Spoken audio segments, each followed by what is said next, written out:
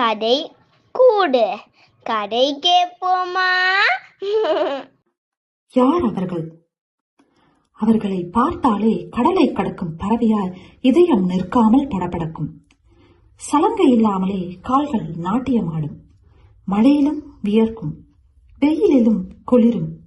ஏதோ ஒரு இனம் புரியாத பயம், பதற்றம், என்னவென்று சொல்லத் தெரியாத மனநிலை. இது என்னுள் காலத்தால் பதிவிடப்பட்ட உணர்வா அல்லது என் காட்சி பிழையா என்று தெரியவில்லை. நிலவிலிருந்து செவ்வாய் கிரகத்தை பார்ப்பது போல அவர்களை தூரத்தில் வைத்தே பார்க்கிறேன். கல்லூரியிலிருந்து வந்தவுடன் அம்மாவிடம் நடந்ததையெல்லாம் சொல்லும் நான் அவர்களை பற்றி மட்டும் சொல்ல தயங்குகிறேன்.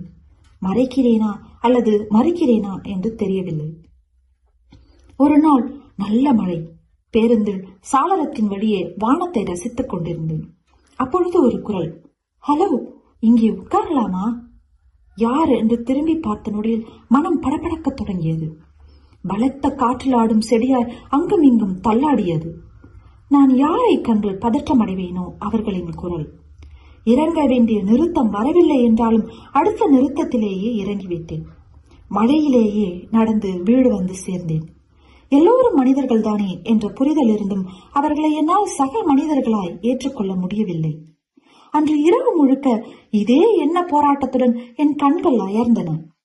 ஜனவரி 5, என் ஆழ்கண்கள் திறக்கப்பட்ட நாள். ஷோபி, ஷோபி, மணி 7 ஆச்சு, எழுந்து போய் கிளம்பு என்று அம்மா சொல்ல மின்னலாய் கிளம்பினேன். சூடான தேநீரோடு மல்லிகைப்பூ இட்லியும் சட்னியும் உமிழ்நீரோடு உரையாடியதில் அன்றைய என் கல்லூரி பேருந்தை தவறவிட்டேன். ஒரு இட்லியை குறைவாக சாப்பிட்டிருந்தால் பேருந்தை பிடித்திருக்கலாமோ என்று எண்ணிக்கொண்டே சாலையை கடக்க எங்கிருந்தோ விரைவாய் பறந்து வந்த இருசக்கர வாகனம் என்னை இடித்துச் சென்றது. பறந்து கொண்டிருக்கும் விமானம் தரையிறங்காமல் கீழே விழுவது போல விழுந்து கிடந்தேன். தலையிலும் காலிலும் வழிந்தோடும் குருதியை என்னால் உணர முடிந்தது. இரத்த வெள்ளத்தில் தத்தளித்துக் கொண்டிருந்த எறும்பை காப்பாற்ற வந்த இலை போல் இரு கைகள் என்னை தூக்கி காப்பாற்ற துடித்தன. கண்களை லேசாக திறக்க முயற்சி செய்தேன், முடியவில்லை. கொஞ்சம் சீக்கிரம் போப்பா என்று சொல்லும் அந்த குரலில் இருந்து வரும் பதற்றத்தை முழுமையாக உணர முடிந்த என்னால் யார் என்று பார்க்க முடியவில்லை. பார்ப்பதற்காக மீண்டும் முயற்சி செய்தேன். இந்த முறை லேசாக கண்களை திறக்க முடிந்தது. திறந்த கண்களை வேகமாக மூடிக்கொண்டேன்.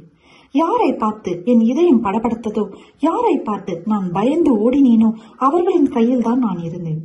காயம் பட்ட வழியை விட எனக்காக பதறும் இவர்களை தவறாக எண்ணிவிட்டேனே என்ற எண்ணம்தான் அதிகம் வலியை தந்தது. தலையிலும் காலிலும் தையல் போட வேண்டும் என்று மருத்துவர் சொன்னதை கேட்டவுடன் பக்கத்திலிருந்து அவரை இறுக பற்றி கொண்டேன். என் அம்மாவின் அன்பையும் அப்பாவின் அக்கறையையும் ஒரு சேர என்னால் உணர முடிந்தது. அன்று அடிபட்டு தைக்கப்பட்டது என் காலும் தலையும் மட்டுமல்ல, தவறாக புரிந்து கொண்ட கிழிந்த என் இதயமும் தான். என் பெற்றோர்கள் வரும் வரை என்னுடன் பேசிக்கொண்டே இருந்தாள்.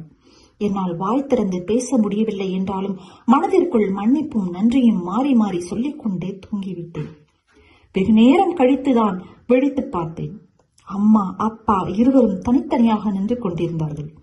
இருவரும் ஒரு சேர ஒரே உருவமாய் இருந்து என்னை காப்பாற்றிய அந்த தெய்வம் அங்கு இல்லை. யாரை பார்த்து பயந்தேனோ அவர் எனக்கு தெய்வமாக தெரிந்தார். வாழ்க்கை இப்படித்தான். பல சமயங்களில் நாம் விரும்பிய ஒன்றை வெறுக்கச் செய்துவிடும், வெறுத்த ஒன்றை நம்மை விடவும் அதிகம் விரும்பச் செய்துவிடும், மதிக்கச் செய்துவிடும். எனக்கு அவரை பார்க்கணும் போல இருந்தது. அம்மாவிடம் கேட்டேன். பெயர் மட்டும்தான் சொல்லி சென்றதாய் சொன்னாள். அவர் பெயர்தான் சுவாதி செந்தில்.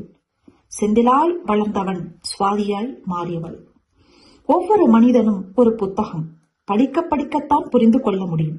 பல நேரங்களில் படிக்காமலே முடிவு செய்து விடுகிறோம், ஒதுக்கியும் விடுகிறோம். எனக்கு ஒரு விபத்து தான் அந்த மாற்று பாலினத்தின் மறுபக்கத்தை காட்டியது. அன்றிலிருந்து எங்கு அவர்களை பார்த்தாலும் இதழ் ஓரமாய் ஒரு புன்னகை பூக்கிறது. நிலவை விட அந்த செவ்வாய் கிரகம் எனக்கு அழகாக தெரிகிறது. அவர்களிடம் நேரில் சென்று பேசிய போதுதான் தெரிய வந்தது எத்தனை தடைகளை தாண்டி அவர்கள் சாதித்துக் கொண்டிருக்கிறார்கள் என்று.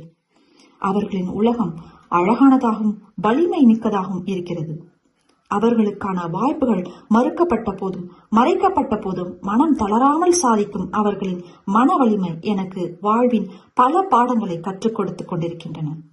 விபத்து நடந்து 15 ஆண்டுகள் ஆகிவிட்டன.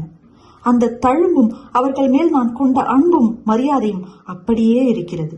ஆனால் இத்தனை ஆண்டுகளில் எங்கு தேடினாலும் சுவாதி செந்திலை மட்டும் என்னால் காண முடியவில்லை. கடவுள் ஒரு முறைதான் காட்சி தருவாரா? நன்றி, வணக்கம்.